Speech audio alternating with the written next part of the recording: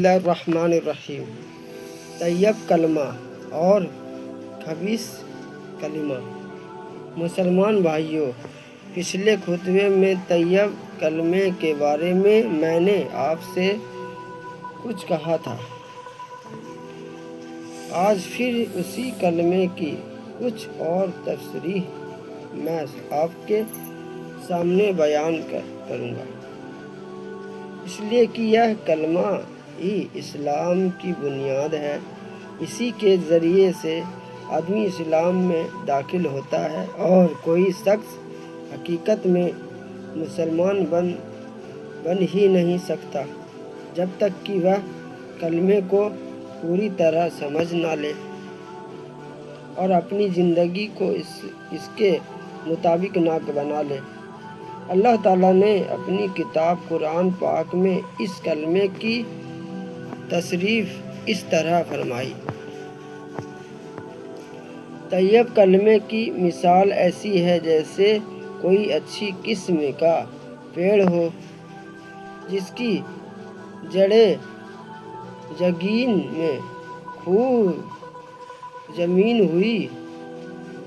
ہوئی ہو، جس کی شاخیں آسمان تک پھیلی ہوئی ہو، اور جو ہر وقت اپنے پالنہار کے حکم سے پھل پر پھل لائے چلا جاتا ہو۔ اس کے خلاف خبیث کلمہ یعنی برا عقیدہ اور جھوٹا قول ایسا ہے جیسے ایک برے قسم کا جنگلی پیڑ کی وہ بس زمین کے اوپر ہی ہوتا ہے اور ایک اشارے میں جڑ چھوڑ دیتا ہے، کیونکہ اس کی جڑ گہری جمی ہوئی نہیں ہوتی۔ یہ ایسی بے جوڑ مثال اللہ تعالیٰ نے دی ہے کہ اگر آپ اس پر غور کریں تو آپ کو اس سے بڑا سبق ملے گا۔ دیکھیے، آپ کو سامنے دونوں قسم کے پیڑوں کی مثالیں موجود ہیں۔ ایک تو یہ آم کا پیڑ ہے، کتنا گہرا جما ہوا ہے، کتنی اونچائی تک اٹھتا ہوا ہے، کتنی اس کی شاخیں پھیلی ہوئی ہیں، کتنے اچھے پھل اس میں لگتے ہیں۔ یہ بات اس سے کیوں حاصل ہوا؟ اس لیے کہ اس کی گٹھلی زوردار تھی، اس کو پیڑ بننے کا حق حاصل تھا، اور وہ حق اتنا سچا تھا کہ جب اس نے اپنے حق کا دعویٰ کیا تو زمین نے، پانی نے، ہوا نے، دن کی گرمی اور رات کی ٹھنڈک نے، غرض ہر چیز نے اس کے حق کو تسلیم کیا، اور اس نے جس سے جو کچھ مانگا ہر ایک نے اس کو دیا۔ اس طرح وہ اپنے حق کے زور سے اتنا بڑا پیڑ بن گیا، اور اپنے میٹھے پھل دے کر اس نے ثابت بھی کر دیا کہ حقیقت میں وہ اس کے قابل تھا کہ ایسا پیڑ بنے، اور زمین و آسمان کی ساری طاقتوں نے مل کر اگر اس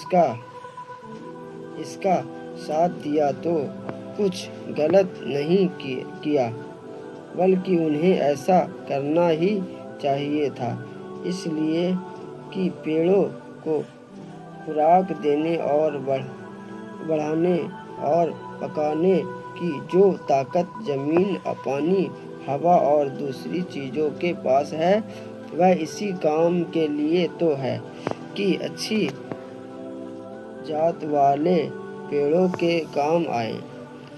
اس کے مقابلے میں یہ جھاڑ جھنکاڑ اور خودرو پودے ہیں۔ اس کی حیثیت ہی کیا ہے؟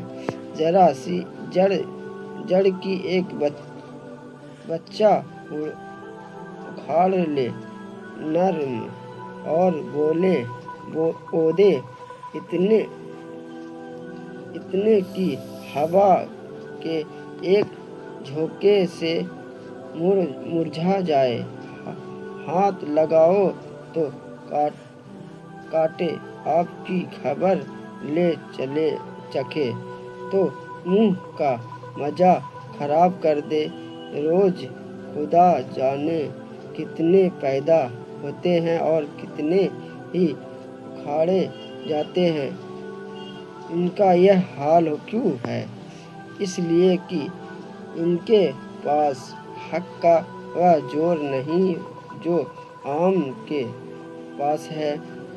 جب اونچی قسم کے پیڑ نہیں ہوتے تو زمین بیکار پڑے اس کا اتنا جاتی ہے اور ان پودوں کو اپنے اندر جکڑ دیتی ہے، کچھ مدد پانی کر دیتا ہے اور کچھ ہوا اپنے پاس سے سامان دے دیتی ہے، مگر زمین اور آسمان کی کوئی چیز بھی ایسے پودوں کا حق ماننے کے لیے تیار نہیں ہوتی۔ اس لیے نہ زمین اپنے اندر ان کی جڑیں پھیلنے دیتی ہے، نہ پانی ان کو دل کھول کر خوراک دیتا ہے اور نہ ہوا کھلے دل سے ان کو پروان چڑھاتی ہے۔ پھر جب اتنی سی بساط پر یہ خراب پودے